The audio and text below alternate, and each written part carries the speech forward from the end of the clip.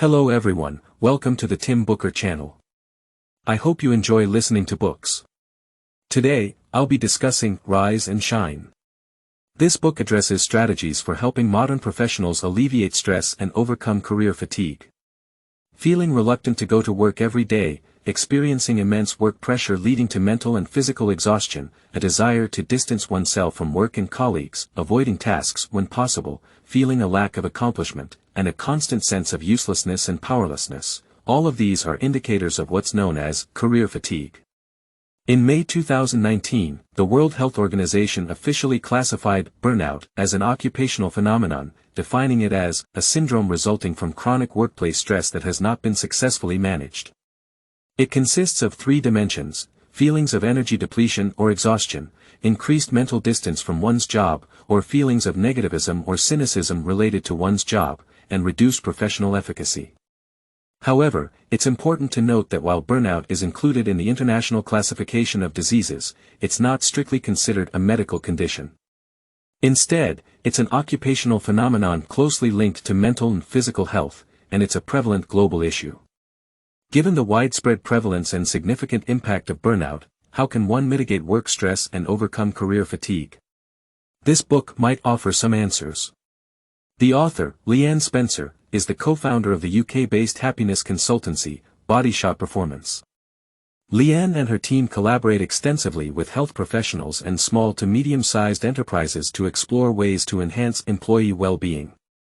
They have distilled 6 health indicators: sleep, mental health, energy, body composition, digestion, and fitness, from which they've derived practical methods. These methods have significantly improved the working conditions of many employees and received accolades.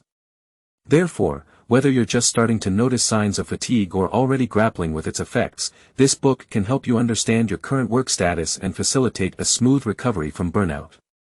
In my view, the 6 signals proposed by the author can be further condensed into 2 main categories: mental and physical burnout. So, let's delve into each one according to the author's theories and methods, discussing how to alleviate this feeling of insufficient mental and physical resources. Let's start with the mental aspect of career fatigue. Individuals experiencing career fatigue often share common emotional states, such as anxiety, excessive worry, self-criticism, emotional detachment, and irritability. The primary reason behind these negative emotions is often excessive stress. On one hand, there's pressure from the nature of the work itself. For instance, in academia, the demand for higher degrees in the job market has soared. In 2023, for the first time in Beijing, the number of postgraduate degree holders surpassed undergraduate degree holders, intensifying job competition. Additionally, the prevalence of a 996 work schedule in the tech industry, though different from unemployment, entails extensive work and frequent overtime, seemingly normalized. Apart from work-related pressure, individuals often impose additional pressure on themselves. For instance, newcomers to the workforce tend to set high goals for themselves, leading to potential frustration. Moreover, upon entering the job, realizing a significant disparity between current work and personal aspirations may result in disappointment. However, it becomes challenging to articulate what one truly desires to pursue. Consequently, persisting at work might solely stem from the inability to figure out how to relinquish that job. These factors could contribute to feelings of fatigue. However, fatigue doesn't manifest suddenly, it's often a gradual process compounded by escalating stress. Clinical psychologists Herbert Freudenberger and Gail North formulated 12 stages of burnout, elucidating how work pressure gradually erodes mental and physical well-being. Let's briefly summarize these stages. In the initial phase, individuals aim to prove themselves by setting high goals and commitments. Subsequently, in a bid to meet these lofty expectations, they intensify their efforts. Progressing further, they become solely focused on work, neglecting personal needs like sleep, exercise, and regular meals. Recognition of potential issues arises in the 4th stage, creating inner conflict and possibly triggering various physical symptoms. As the values shift, work becomes the sole priority, erasing any personal time or space. The denial phase follows, where individuals refuse to acknowledge work-induced problems and tend to blame others. This phase leads to distancing oneself from family and friends, often accompanied by feelings of helplessness and directionlessness. Colleagues, family, and friends start noticing behavioral changes, followed by a loss of personality and focus only on immediate, mechanical living. Coping mechanisms such as overeating, excessive indulgence, or alcohol might emerge. Subsequently, depression and a sense of life's meaninglessness set in, ultimately leading to mental and physical breakdown, even inclining towards suicidal thoughts, necessitating immediate professional intervention. Of course, these stages don't necessarily occur in a linear fashion for everyone. Nevertheless, comprehending these stages can assist in better understanding career fatigue and undertaking effective measures to prevent and alleviate it. So, how can we enhance mental well-being and attain workplace contentment? The author suggests focusing on neurotransmitters in the brain, particularly dopamine, oxytocin, serotonin, and endorphins, as they play crucial roles in maintaining and restoring mental health. Next, let's delve into these neurotransmitters alongside the book, Why Do Elites Use Their Brains This Way Without Getting Tired, by Ziyuan Huaza, a Japanese psychiatrist. Huaza suggests that working against the brain's functionality is akin to driving with the handbrake on while pressing the accelerator. This approach strains progress and can damage one's mental well-being. Conversely, aligning work methods with brain functionality maximizes work capacity and efficiency while minimizing mental stress. Without further ado, let's delve deeper into these neurotransmitters, starting with stimulating dopamine secretion. Dopamine, closely linked to the brain's reward center, significantly impacts cognitive abilities, attention, memory, and planning. It's the driving force behind enthusiasm and positivity at work. How can we stimulate dopamine release in the workplace? While stability in work is good, prolonged monotony leads to insufficient dopamine secretion, resulting in feelings of boredom and apathy. To maintain that exciting, eager-to-try feeling at work, one needs to introduce challenges. These challenges can begin with setting and achieving goals. Dopamine is released both when setting goals and achieving them. Once a goal is accomplished, it motivates setting and achieving the next goal, creating a continuous loop of dopamine release, maximizing work enthusiasm. However, not every goal triggers dopamine release. Firstly, the goal should be achievable, not too ambitious, nor too trivial. It should be challenging enough to keep one engaged but not overwhelming to the point of giving up. Secondly, setting short-term achievable goals, compared to setting one long-term goal, enables more feasible long-term accomplishments. Lastly, constant reaffirmation of goals is vital. Often, goals are set and forgotten. Hence, turning goals into something constantly visible, like putting them on the desk or announcing them to others, serves as a continual reminder of their existence. Apart from the previously mentioned method, we can also supplement through diet. For example, consuming foods rich in tyrosine. Dopamine is produced from an amino acid called tyrosine. When the body lacks tyrosine, it can't produce sufficient dopamine. What foods are rich in tyrosine? Foods like cheese, turkey, sunflower seeds, brown rice, peanuts, beans, vegetables, fruits, among others, are rich in tyrosine. However, to transport tyrosine to our brains, it requires the cooperation of sugar, primarily derived from carbohydrates, which are staple foods. Additionally, to convert tyrosine into dopamine, it requires the participation of vitamin B6. Foods high in vitamin B6 include bananas, milk, mackerel, tuna, salmon, among others. To stimulate dopamine through diet, maintaining a balanced and varied diet is crucial for fostering mental and physical health. Next up is oxytocin. Known as the love hormone, oxytocin influences emotions and behavior, fostering the formation and maintenance of intimate relationships, leading to feelings of happiness, contentment, and loyalty. After a day of work, what do you do when you get home at night? Some might say they don't feel like doing anything, just lying down. Or, perhaps there's unfinished work from the day that they continue at home. The former is acceptable, but the latter warrants caution. Once the thought of unfinished work at the office, bring it home, emerges, it's easy to lose the sense of urgency during the workday, resulting in procrastination in carrying tasks home. This continual pattern gradually erodes one's mental and physical health due to work pressure. In reality, returning home at night provides an excellent opportunity for relaxation and healing. Just as we value our daytime work, we should emphasize rest and relaxation at night. For instance, giving a hug to family or a partner, engaging in conversation, or spending time with pets, all these activities can stimulate oxytocin secretion, providing feelings of love and being loved, thereby alleviating work stress. Dopamine energizes work, oxytocin facilitates relaxation and healing after work, and then there's serotonin. Serotonin acts as a natural mood stabilizer, aiding in restoring calmness.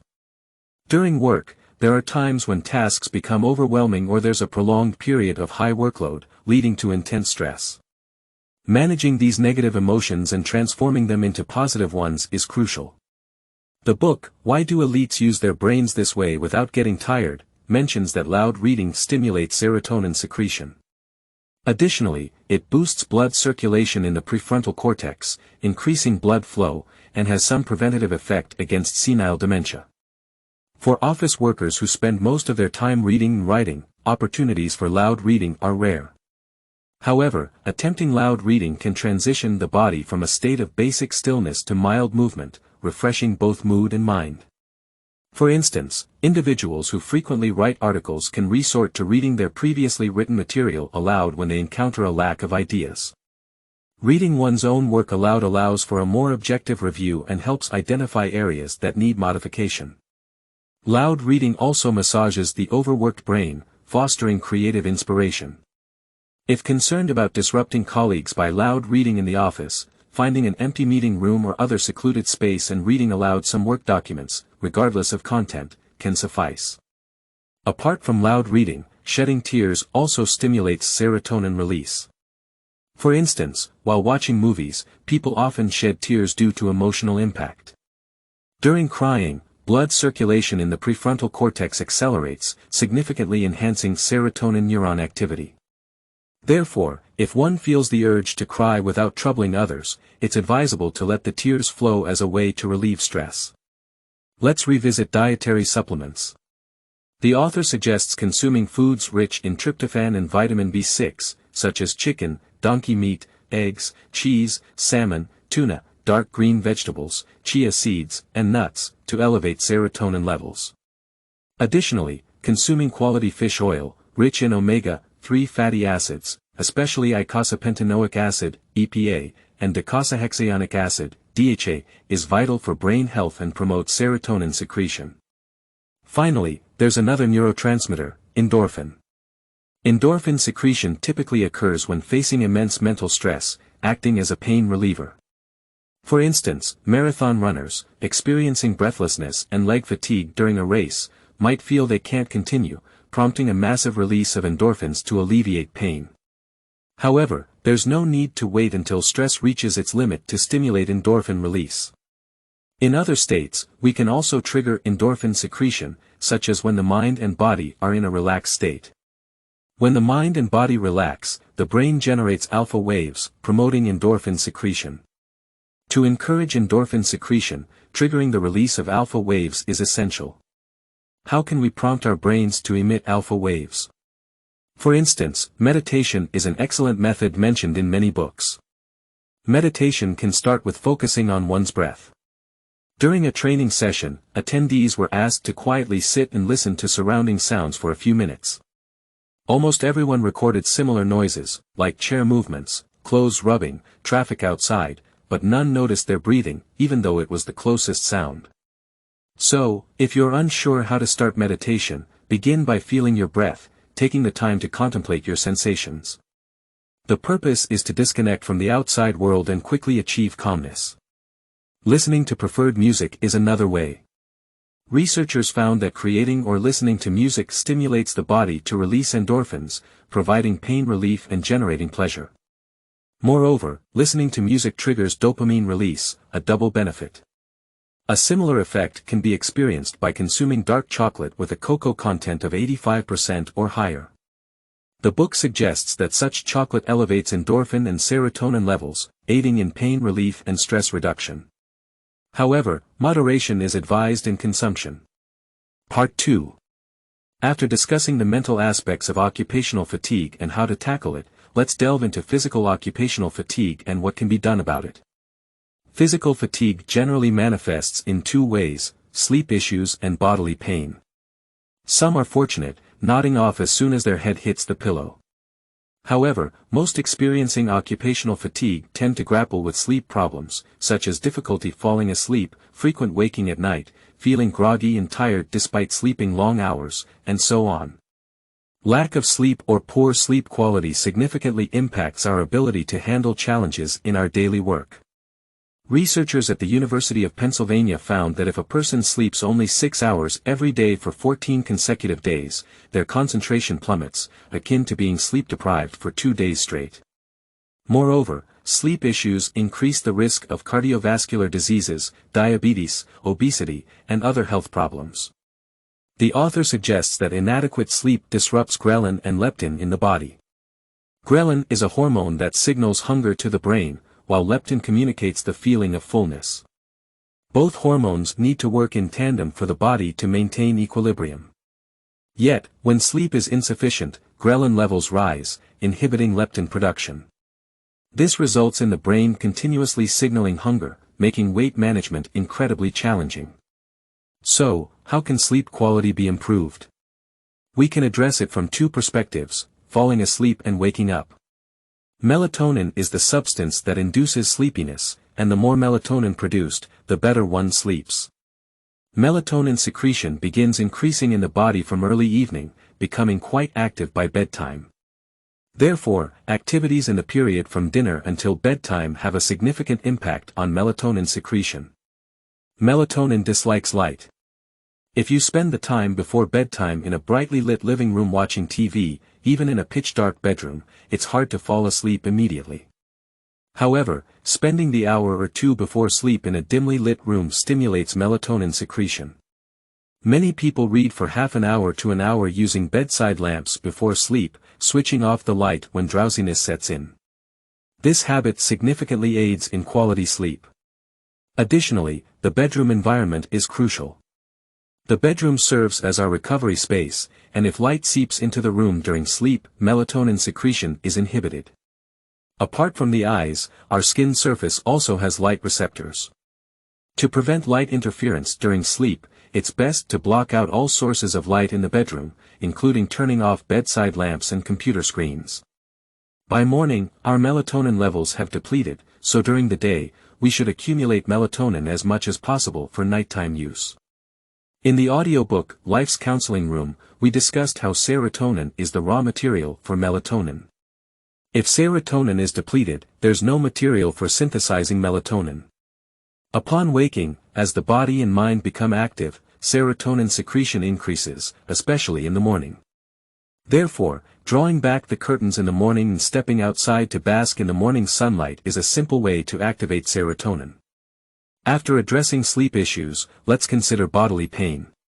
Individuals under prolonged stress often feel various bodily discomforts, sometimes it's toothache, stomachache, lower back pain, among others.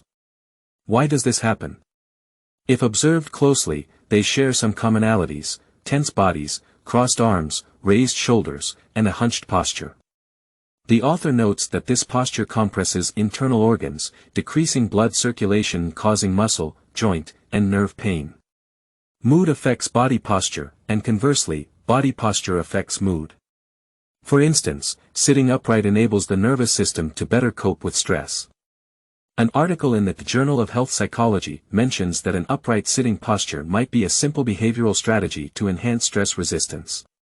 Another study by Harvard University found that when people adopt high-energy postures, like sitting upright or relaxed postures, cortisol levels, stress hormones, decrease. Conversely, when they assume low-energy postures, such as those tense positions mentioned earlier, cortisol levels rise. Additionally, experimenters instructed two groups, A and B, to hold different postures for a minute each. Group A imitated a confident sitting posture with their backs against the chair and hands behind their heads. Group B sat with shoulders hunched, heads down, hands on their knees. Results showed that Group A had increased testosterone levels and decreased cortisol levels, appearing more energetic. Conversely, Group B showed significantly reduced testosterone levels, increased cortisol levels, displaying strong feelings of tension and powerlessness. Testosterone is a type of male hormone. Elevated testosterone levels enhance feelings of superiority, competitiveness, disease resistance, and leadership abilities. Therefore, when under immense stress, it's crucial to stand tall rather than curl up in self-pity. Alright, that's it for From Fatigue to Sparkle. There's a story about a psychologist discussing stress management. They picked up a glass of water and asked the audience, "How heavy is this glass of water?" Everyone eagerly guessed the true weight. But then the psychologist said, "The actual weight of this glass isn't important. The weight I feel depends on how long I hold it. If I hold it for a minute, it's not a problem. However, if I hold it for an hour, a day, or even longer, my arm gets numb, and in severe cases, it could paralyze me. The weight of the glass hasn't changed, but the longer I hold it, the heavier it feels." Indeed, work stress is like that glass of water. Brief stress doesn't cause serious consequences, but if it persists, it turns into occupational fatigue, which then harms both physical and mental health. So, what can be done? The first step is to put down that glass of water. We can use the methods mentioned today, such as working on neurotransmitters in the brain to boost mental health levels. Extract yourself from the stress initially, then gradually elevate work enthusiasm and happiness bit by bit. Additionally, we can start by focusing on sleep and body posture, adjusting our physical health status to have the energy and stamina to cope with the daily workload. Of course, making significant changes right away can be difficult, but even making small adjustments, accumulated over time, can eventually lead to significant transformations. Moreover, occupational fatigue is a modern malady in a fast-paced industrial society, widely prevalent and recurrent. Perhaps no one can escape it, nor can it be eradicated. Faced with this situation, apart from actively making changes, we might consider making some adjustments in our mindset. See occupational fatigue as an opportunity to rediscover and renew ourselves. Assess where we need to improve our professional skills, stay vigilant, continuously adapt, and bravely let go of what's unnecessary. Perhaps, this is the norm in life, enabling us to transition from fatigue to radiance. That concludes the essence of this book. Congratulations! You've completed another book. Thank you all for your support and attention. Please subscribe to the Tim Booker channel, like, and share this valuable knowledge with your friends. Let's combine wisdom with practice to achieve our financial goals and create a better future together. Thank you all, goodbye.